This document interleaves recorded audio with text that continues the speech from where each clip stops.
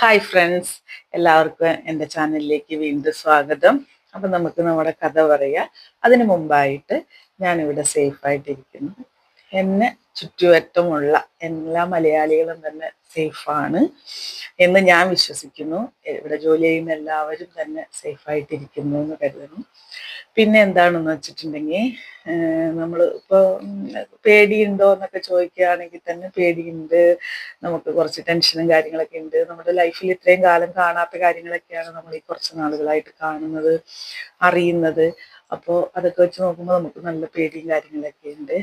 പിന്നെ എന്നെ എന്താ പറയുക, പ്രത്യേകിച്ചൊരു കാര്യം പറയാനുള്ളത്, എന്നോട് ഒരു മെസ്സേജ് ഇട്ടിട്ട് പോലും എന്നെ ഇത്രയും നാൾ എന്നോട് എൻ്റെ ബന്ധുക്കളും എൻ്റെ ഫാമിലി മെമ്പേഴ്സും എല്ലാവരും ഒരു കോളിലോ ഒരു മെസ്സേജിലോ ആരും തന്നെ നമ്മളോട് ഇന്നേ വരെ വിളിച്ചിട്ട് നിനക്ക് എന്താണ്, അല്ലെങ്കിൽ നീ അവിടെ സേഫ് ആണോ എന്ന് പോലും ചോദിക്കാത്ത എല്ലാവർക്കും ഒരുപാട് താങ്ക്സ്. കാരണം നമുക്ക് എല്ലാവരും മനസ്സിലാക്കി തന്നതിനാണ് കേട്ടോ താങ്ക്സ്.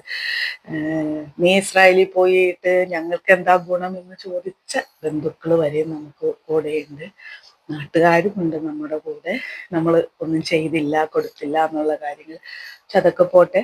പക്ഷെ നമുക്ക് ഈ നിമിഷം വരെയും അങ്ങനെ ഒരു മെസ്സേജിലൂടെ പോലും നമ്മളെ ബുദ്ധിമുട്ടിച്ചിട്ടില്ലാത്ത എല്ലാവർക്കും ഒരുപാട് താങ്ക്സ്. ഇത്രയെങ്കിലും എനിക്കൊന്ന് പറയണമെന്ന് തോന്നി.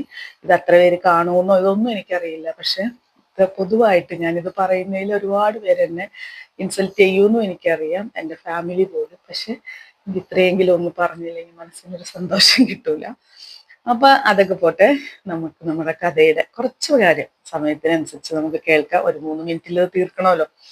അപ്പൊ ഞാൻ പിന്നെ പറയാൻ പോകുന്ന കാര്യം, ഞാൻ ആ 2 വർഷത്തെ ജോലിക്ക് കയറി, ഞാൻ അവിടെ നിന്ന് റിസൈൻ ലെറ്റർ കൊടുത്തു എന്നൊക്കെ ഞാൻ പറഞ്ഞു. അത് കഴിഞ്ഞ് ഞാൻ പുതിയ സ്ഥലത്ത് ജോലിക്ക് വീണ്ടും വന്നു. ആ 2 വർഷത്തെ ഒരു ജയിൽവാസം പോലത്തെ ജോലിയിൽ നിന്ന് ഞാനൊരു പുതിയ ജോലിയിൽ വന്നു. ഏറ്റവും ഹാപ്പിയായ ജോലി, അതായത് ഞാൻ ഇവിടെ വന്നിട്ട് 3.5 വർഷം കൊണ്ട് ഞാൻ ചെയ്തതിൽ ഏറ്റവും ബെസ്റ്റ് ജോബായിരുന്നു എനിക്ക് 6 മാസം കിട്ടിയത്. പക്ഷെ ആ 6 മാസത്തിൽ എനിക്കൊരു 4 മാസേ എനിക്കൊരു സന്തോഷം ഉണ്ടായുള്ളൂ. അമ്മച്ചി പാവം, ഫാമിലി പാവം ഒരു അമ്മച്ചിയൊക്കെ ആയിരുന്നു. പക്ഷെ ഡിമെൻഷ്യ ആയിരുന്നു. ഭയങ്കര ബുദ്ധിമുട്ടിലൂടെ ഫാമിലി എന്നെ ഒത്തിരി സപ്പോർട്ടും ഒത്തിരി ഹെൽപ്പും ചെയ്ത ഒരു സിറ്റുവേഷൻസ് ഉണ്ടായിരുന്നു. ഒരു 6 മാസം എനിക്ക് ആ ജോലിയിൽ കണ്ടിന്യൂ ചെയ്യാൻ പറ്റുള്ളൂ. അപ്പോഴേക്കും അമ്മച്ചീനെ വേറൊരു സ്ഥലത്തോട്ട് ചേഞ്ച് ചെയ്തു. പിന്നെ വീണ്ടും ഞാനൊരു പുതിയ ജോലിയിലേക്ക് ജനുവരി 1 തുടങ്ങി. ആ കഥ അടുത്ത തവണ.